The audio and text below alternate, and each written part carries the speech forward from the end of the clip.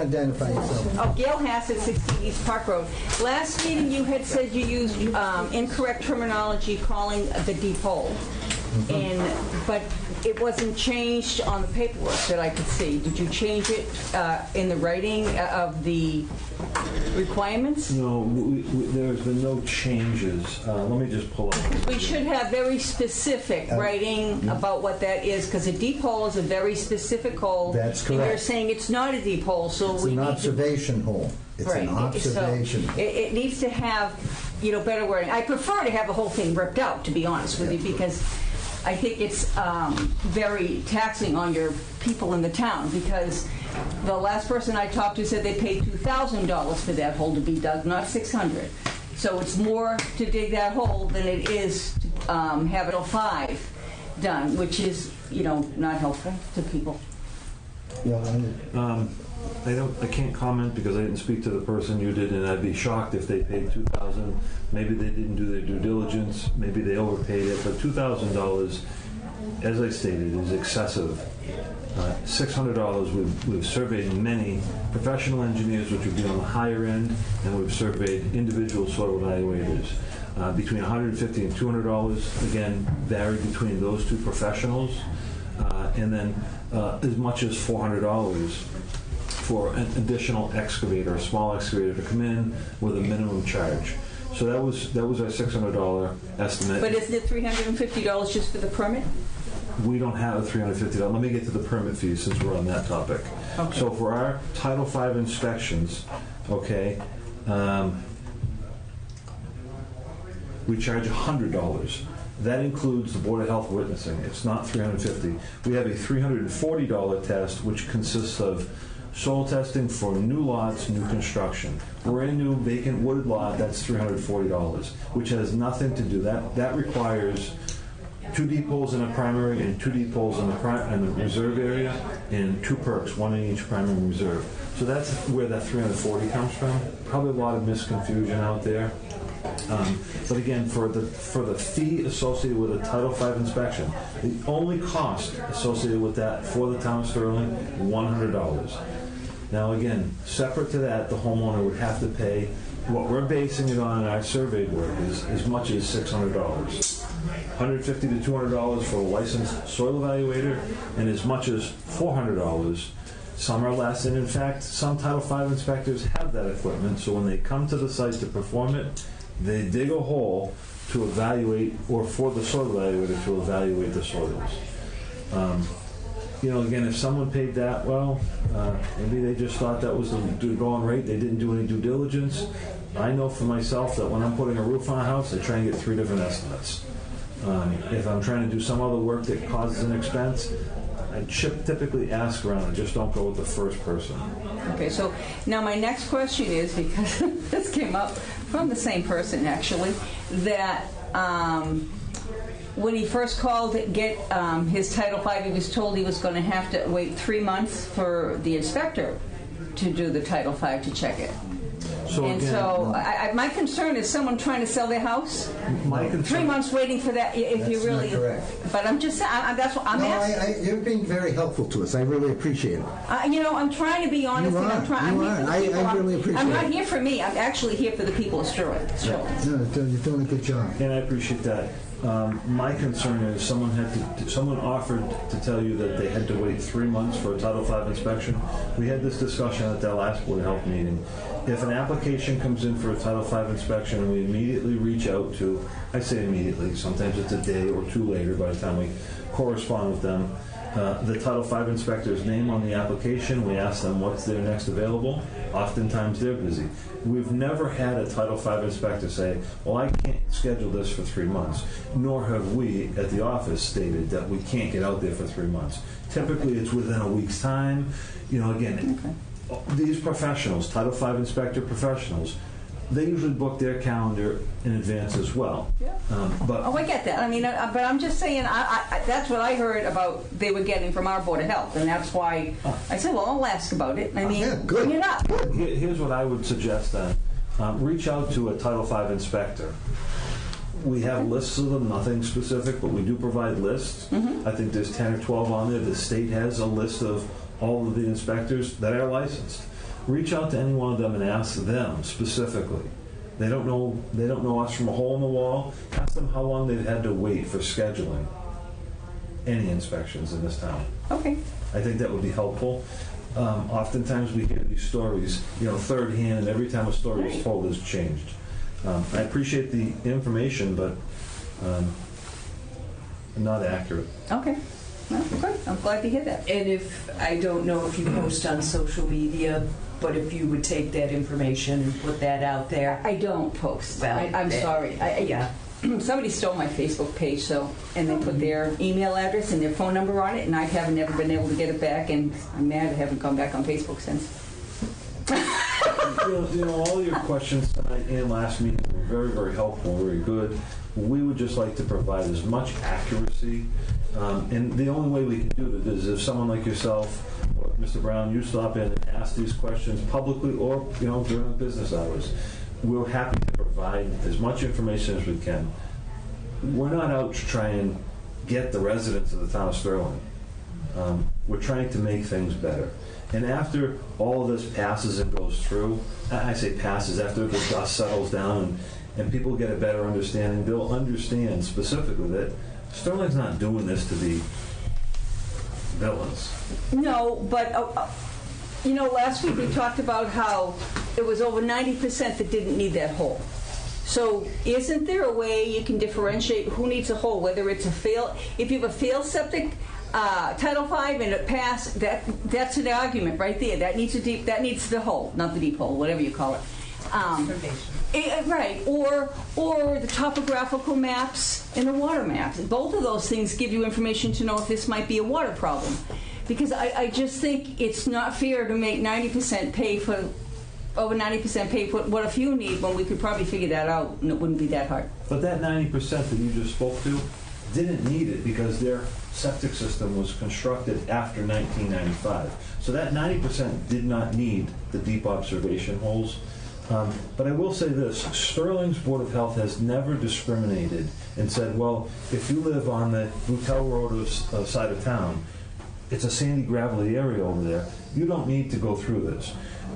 Sterling's Board of Health has always, and I say always, anytime they've created regulations, it's been thoughtful, it's been considered in depth, and they've created it across for the town entirely, not just specific bad areas versus good areas. And they're not calling it a bad area. No. Somebody that is, right. I have someone on our street that has a water issue and the rest of us don't. Sure. That doesn't mean he's in a bad area and we're not. It just means he's in a area that where an aquifer is. We talked about James Road tonight. Mm-hmm. We talked about Lakeshore Drive. Those are some wet areas.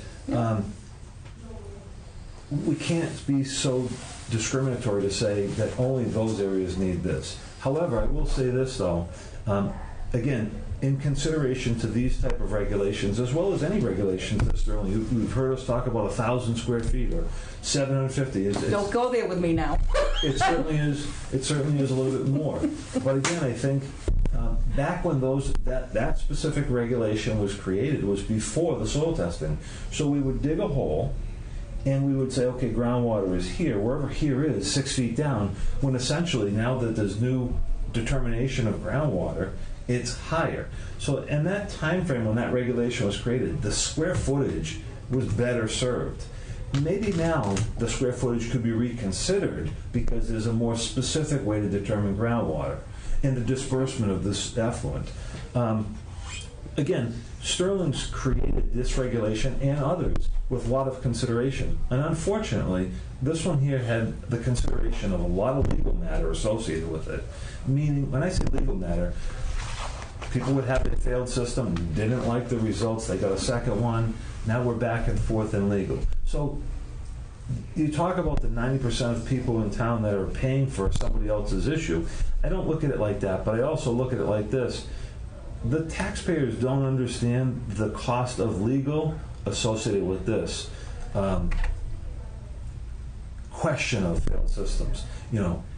We've gone back and forth. We've had legal on a lot of these situations because one system has failed, someone passes it, and then where do we go? So we're trying to manage, get the legal out of it. We're trying to be specific by saying, okay. Right. Well, that's why I said if you have a failed, if you have a failed, once you have a failed, even if you get an accepted, then you've got to look at the water level because it may be the time of year you did it. There are some houses that are underwater in the spring. There are places in this town that I would not want to sell in the spring. I would never do a Title V in the spring. I know that it's going to be done in the fall. But to your point, listen to what you just said. I'm telling you. Well, I could name them, but I'm not going to. And I'm not asking you to. But what you're saying is the back of your mind is allowing you the opportunity to say, I know that's a wet area and it's possibly going to fail. I'm going to try and circumvent that. And that's why I say if you have the topographical information and you have the water information, you know where those properties are. I don't have to tell you.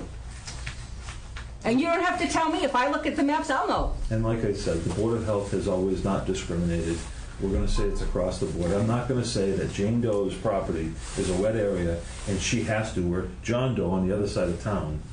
But it's not. I don't think it's discrimination. I disagree.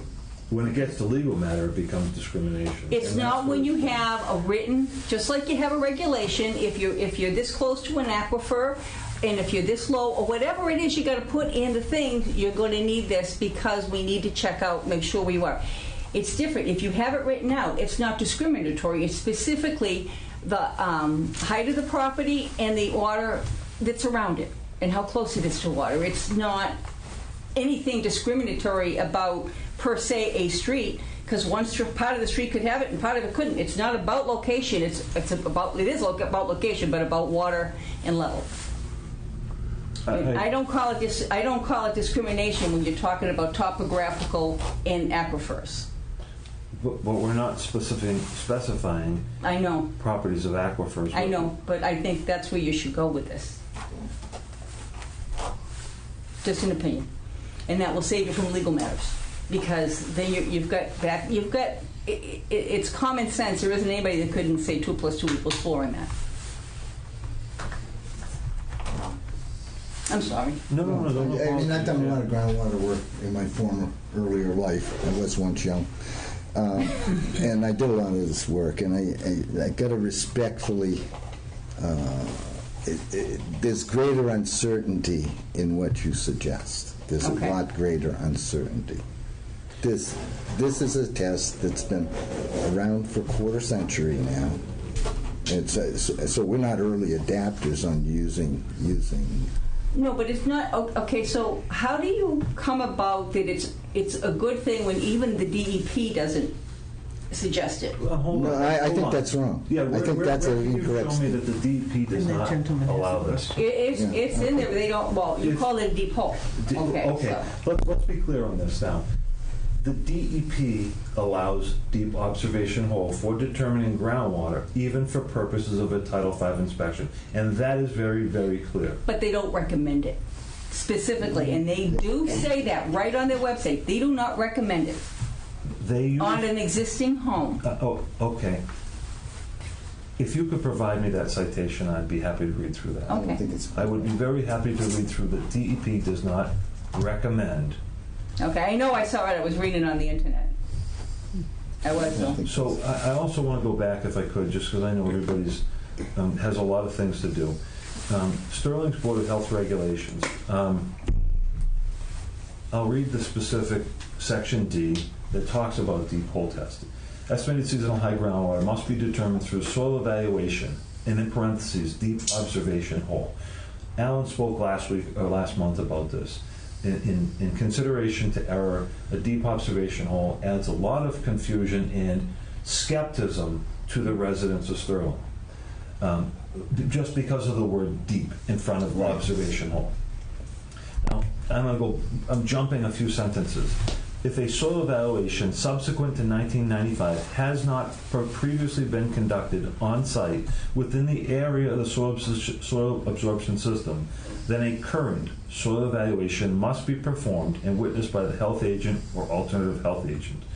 Estimated seasonal high groundwater, and again, parentheses, deep observation hole, determined prior to April of 1995 are deemed to be invalid. April of 1995 was when the code changed, the Title V code, the state code changed specifically to reflect this type of determining of groundwater versus digging a hole and just your naked eye looking at it and saying this is where it weeps in. So that's why that date was put in there. Now I'm going to jump to Title V, the state code again, and I want to read the definition of a deep observation hole. The definition of a deep observation hole in the state code: an open pit dug to permit examination of the soils and to obtain data relative to the mean annual high groundwater elevation. That is the definition of deep observation hole. So I think Alan was speaking specifically to try and manage the fear factor that the residents are being provided, and that's what it is. It's fear factor that they're being provided. Someone's going to come in with a large excavator and dig up your whole yard. That's not the case. The definition of a deep observation hole, an open pit dug, it does not say that it has to be 10 feet by 10 feet by whatever. It needs to be open for the purposes of determining groundwater. Our regulation, our specific regulation that was adopted in effective January 1st of 2023, uses that particular language. And again, Alan spoke to it. Maybe that was not the perfect language to use. I think, my personal opinion is, it meets the criteria of the state code. It reflects it so that there's uniformity and it conforms with everything. It doesn't provide a fear factor unless you want it to provide. Well, a deep hole refers to a Form 11, I believe it is. Is that the correct thing? And the only reason I learned is because I spoke to another health agent in another town that said, "Oh, when I first called," and she said, "You're using wrong terminology." She's the one that educated me that what you're asking for isn't a deep hole. Right. And so are we going to change the terminology so that it says an observation hole? Yeah, we hope to. Hey, is the change? So we can't change the language unless it goes to a formal public hearing. Now that's going to be something that the Board of Health members will have to discuss. Okay. I think we should schedule it for our next meeting. I mean, there's an error in the language we used. I admitted that. It's an observation hole. So to rewrite it to strike the. And just to correct the word. Correct the words. I think we should do it. That's advertise it. I mean, we have to advertise it, but I mean that's what we'll do. I think. I mean, the point is extremely well taken. Mm-hmm. And then there was another question too. Actually, I've got a couple of questions. One is, how many other towns in Massachusetts, or at bare minimum in Worcester County, require this? So I don't have an answer to that. I know that there are others. We are using one of our listservs to petition all the other towns in the Commonwealth. At this point, I don't have an answer, but I know there are others. And again, specific to Worcester County, I don't know. Okay. My next question is, so when you dig this hole and you see a stain, is that, I'm using layman terminology here, so you can determine the high water mark because of the minerals that get dissolved or whatever. How long does that stain stay in place? Is that like from the 1800s or before? Or just... So I'll give you the quick version without being so detailed. When groundwater rises to a certain elevation in the soils, sure, and it stays there for a period of time, it depletes the soils of oxygen and it creates a staining. But that staining is not the only factor when we're performing soil evaluations that we're looking for. We're looking for worm movement, we're looking for root growth, we're looking for the staining factor. The staining factor in areas specific to your property could be from iron deposits. So, it's, again, we're not just looking for a stain or things such as that. There's multiple factors that really dictate where groundwater is. Okay. So we don't know how long ago this could have happened, this high water stain could have been last week, last year, or last decade, or last century. It could go way back? It can go way back, but if it was last week, most likely we would see water at that elevation. Again, just like anything else, the water moves up and down, even in the soils. Yes. It moved to a point. We know that, let's just say 8 years ago, we had a very, very wet season. And the groundwater rose, and it stayed at an elevation of, again, I'm going to say 2 feet for simple math here, below ground.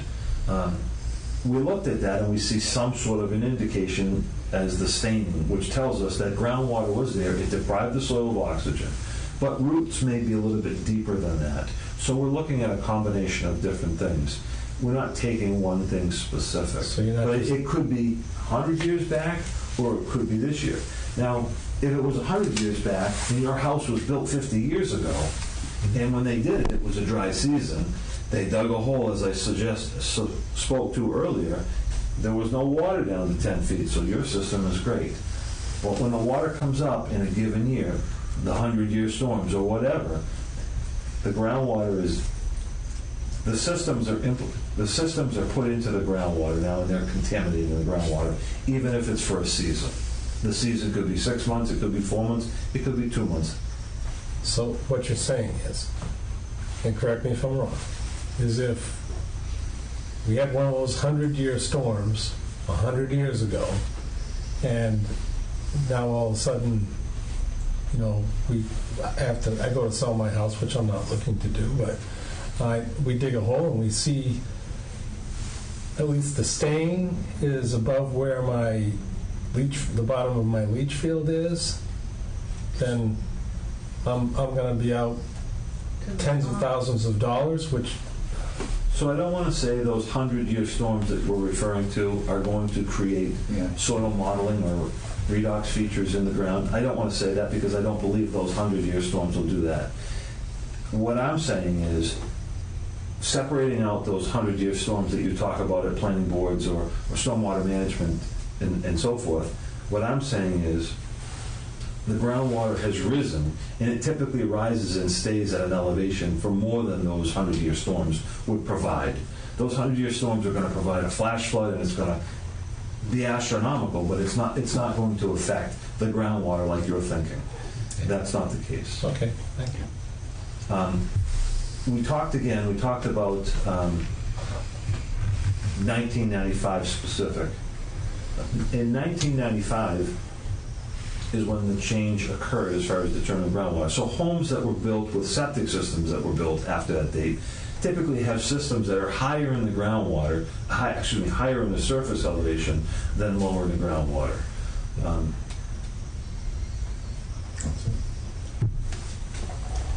It just seems like there's a pretty good chance for some people that they're going to fail and their system is functioning, not giving them any problems, but it's functioning, but it's going to fail. And then they're out tens of thousands of dollars. I've heard anywhere from $40,000 to $65,000, which is a lot of money coming out of the equity of your home, which is what's really my issue. That's what... Mr. Brown, I totally agree with you. I mean, there's a lot of concern out there, but this regulation that was created here, this regulation is not going to be why people's system fails. This regulation has nothing to do, if your system is going to fail, it was failing along the way. It's not because of this regulation. This regulation is what picks up and catches a failure criteria. That's all it does. It's not going to fail your system or anybody else's. I mean, if you're going to sell your home and you know something's wrong with it, there was a lady in the audience, shouldn't they disclose it? Well, I would think that you'd want to disclose if you have something wrong or not. Yeah. This regulation, and that's what I can't be clear on, this regulation ain't the piece of the pie that's going to break everybody's back. There's something else out there that's breaking people's back. Yeah, $40,000 to $65,000. that breaks my back. But it certainly would break mine, but it's not because of this regulation. That's just the cost of replacing a system, regardless, before this regulation or after the regulation. It's always been Yes and no. If you dig the hole and the high water mark is there because of, heavy rainfall or whatever. But that's now not all of going a to sudden you change fail. the price of the system. No, it's not. And Yeah, it is. Only by the up to $600, that's it. You're still going to pay $40,000 to replace the septic system because that's what engineers and all these other people charge. That's the low number that I've heard. I've heard as high as But- $65,000. Yeah, get real numbers. And the thing is, it's a moment in time. You can sit here and say, well, a septic system will only cost $10,000. Go look at the ground. You need to know what you're working with. So, some people are happy having their septic system 6 feet out of the ground because they just want to move the house. Other people want it to be more pleasing. So you can decide how much you're going to spend on that, and nobody can give you a number. Somebody could probably charge you $65,000, but that may not be what it really needs to be. Well, I understand that's. Well, but that's what you're working with, sir. You can't throw out. I understand that those numbers are probably based on the configuration of the property. It's like you've reviewed James Road a couple of times, and they've got some issues that they had to work around. I get that. I understand that completely. I'd be interested to know what they paid for their system.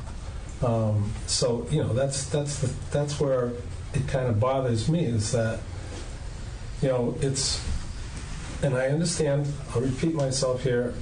I get the fact that each individual property has its own issues that have to be worked around from an engineering standpoint. But that's where the range comes in. I spoke to one person who I know personally, and they said it was $40,000. I got that directly, so that's, and that was the low. Mm-hmm. I know my mother put one in back in the early 1990s because hers basically collapsed, and that was $20,000 that many years ago. Well, if that's the way it's going, not too many years it'll be $100,000. Everything goes up. Nobody takes a cut and pay. That's the fact, and that's what people are upset about. And I don't think that the board, and I say this respectfully, is taking this into consideration. I mean, all water. If I pump water into my leach field, it's going to go down. Gravity dictates it's going to go down. It's going to get to the high water table wherever it is, even if it's below it. It's going to get there. I understand that the ground is a great filter, but gravity does what gravity does. I have a question. And so you mentioned that back in 1995 when they changed a lot of things in how they did it, you said something which I thought was implicating we didn't necessarily need without we could actually look at the 1,000-foot requirement and change that? So I think because that's a big expense. Sure. In the septic. That sand is a fortune. Absolutely, and you're hitting the nail on the head. So I don't know exactly what the date is. Sterling requires 1,000 square foot leaching area in a bed. And that was, again, that regulation was created, which is still in place, was created well before 1995. Yeah. That's a big square footage, which accounts for a lot of expense in sand, which is the cost. Mm-hmm. In 1995, when the groundwater determination changed, that regulation possibly could have been looked at, and it could even be looked at moving forward into the future to maybe minimize that, bring that down to a smaller number. I don't know what that small number is, but again, back then they were putting systems closer to the groundwater. Right. We talked about this on the property at 54 Lakeshore Drive. Yeah. Groundwater was at 28 inches. You have to have a monstrous area for that sump pump to discharge in with water being that shallow. Yeah. If groundwater was 10 feet deep, maybe not such a big area. We talked about the calculations on that. Same thing applies with our septic system capacity, our leaching area, 1,000 square feet. Now that we know that there's a specific area where groundwater is determined, and they try and maintain that distance, maybe that's a better thing to look at, to downsize that so that the cost is a little bit more tolerable. We don't set the costs on the sand. No, we know you don't, but you do set the regulations, Right. and maybe we should look at that, because we have the toughest regulations in the state, as far as I know. Except maybe for one town, I know of. There's a fair I amount know of... one town that is maybe equal to us. Maybe you could, if you want to give us more, go for it. I know that there are other towns that are more stringent than Title V. Yeah. Okay. But nonetheless, the other thing that I want can to say tell you is we something. talk about... Okay. I own property in there. The other thing that I want to say that we've talked about is, and there's a huge misconception out there, that I've heard this several times already over the past couple of weeks since our last meeting. Why is the Sterling Board of Health making all of the residents hold a 4-foot offset to groundwater for Title V inspections? For a Title V inspection, regardless of Sterling's new local regulation, all you have to do is clear the groundwater by an inch. You just have to be above it. You can't be in the groundwater. And that's what this new regulation is. It defines where the groundwater is. So you don't have to maintain a 4-foot offset for purposes of selling your home. If you were to design a new system, you have to achieve that 4-foot offset to groundwater. And I think there's a lot of misinformation out there, and it's continuously being circulated that that's the case. It is not. As long as you're not in the groundwater when it comes time for the Title V inspection. We're going to request you guys look at that 1,000-foot. Yeah, thing, absolutely. because, I would certainly encourage that as well. you know, that's probably like at least $20,000 difference between a 3,000 and 10,000 foot in sand. So that's a big chunk of change out of people. That if they need it, if you absolutely have to have it, it's one thing. But if you don't, why? So I will say to this point as well, and I don't want to say any more and continue this meeting unnecessarily. However, you know, we know that that's part of the cost, a fairly substantial part of the cost, the aggregates, the sands. Sterling Board of Health has always entertained variance requests, which is what you saw here tonight and the last meeting. If somebody wants to downsize and not meet that, they have the opportunity. Sterling is not these ogres that are saying, nope, you gotta have 1,000 square feet. They're considerate to these things. But, just like anything else, if you have a good lawyer or a good doctor, they're looking at your best interest. They're not just looking at numbers. Engineers are no different. Okay. I think we've run this to as far as we can go. Yep, I'm fine. Make a motion to adjourn. Thank you. Second. Anytime, please. Did you have something else? No. You got a second? Okay. I don't think there'll be any discussion, so